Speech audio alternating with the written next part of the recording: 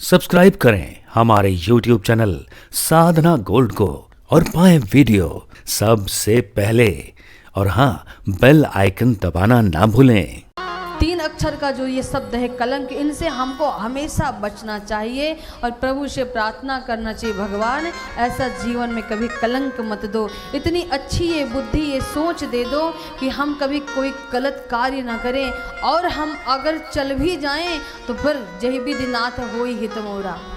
जब आपको लगे कि हम गलत मार्ग पर जा रहे हैं, तुरंत भगवान को याद कर लो। एक बड़ी सुंदर, एक छोटी सी सुंदर कथा है, कहानी है कि एक राजा है, उसका बहुत बड़ा राज्य है।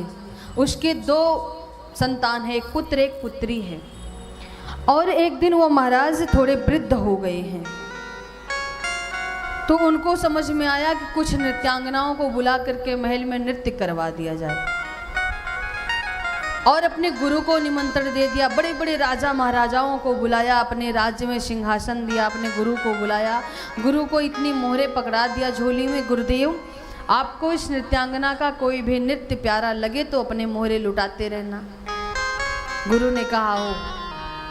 पहुंच गए गुरुदेव, और एक शर्त थी नृत्यांगना की कि तुम्हें पूरे रात नृत्य करना है, ये तुम्हारा कार्य सफल रहा, जो तुम मांगोगी मैं तुम्हें वो दे दूंगा। अब किसी को लोभ का कारण बता दो, किसी को लोभ का रास्ता दिखा दो, तो वो व्यक्ति जान निकाल देगा उस कार्य को पूरा करने में। तो वो नृत्यांगना जो है उस महल में नृत्य करने लग गई, और सुंदर धुन चल रही है, सुंदर गाने चल रहे, नृत्य हो रहा है।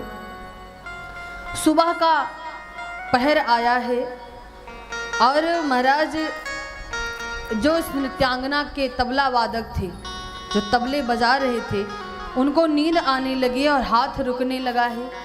तो नृत्यांगना के पैर रुकने लगे हैं, क्योंकि धुन पे ही व्यक्ति नाचता है, और धुन नहीं हो तो पैर रुक जाते हैं।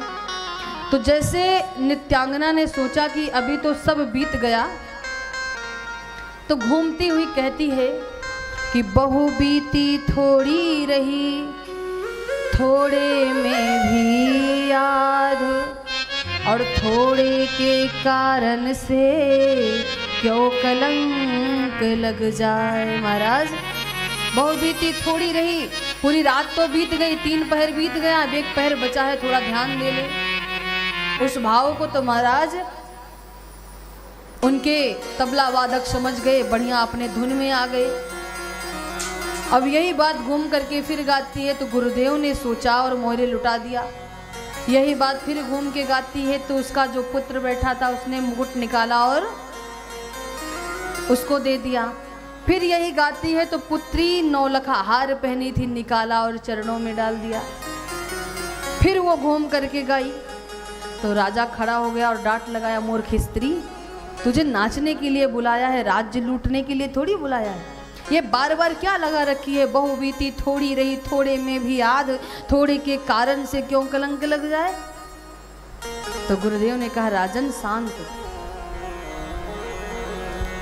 इसने मुझे बताया कि बहु बीती थोड़ी रही, कि सारी जिंदगी जब जवानी थी ये करना था, तो हाथ में भगवान की माला थी, इस घट पर नहीं आया, सारी जिंदगी निकाल दिया जंगल में बैरागी बनकर, और आज जब वहाँ जाने का समय आया तो मैं यहाँ आ गया, तो मैं अपने जीवन को कलंकित करने आया हूँ। इसने मेरे अंदर के पट को खोला है, इसलिए मैंने मोहरे दे दिया। और पुत्र कह रहा है कि पिताश्री आप बूढ़े होते चले जा रहे हो, अब राज आपको सौंप देना चाहिए हमको, आप मुझे राजा नहीं बना रहे हो। आज रात ही तो मैं आपका मर्डर कर देने वाला था, लेकिन इस नृत्यांगना ने कहा कि बहुत बीत गई, थोड़ी बची है, मार करके कलंक क्यों लगाना चाहता है, एक दिन तो यह स्वतः मरने वाला है, तू ही राजा बनेगा, इसलिए कलंक अपने ऊपर मत ले, संभल जा, इसलिए मैंने इसको मुकुट दे दिया।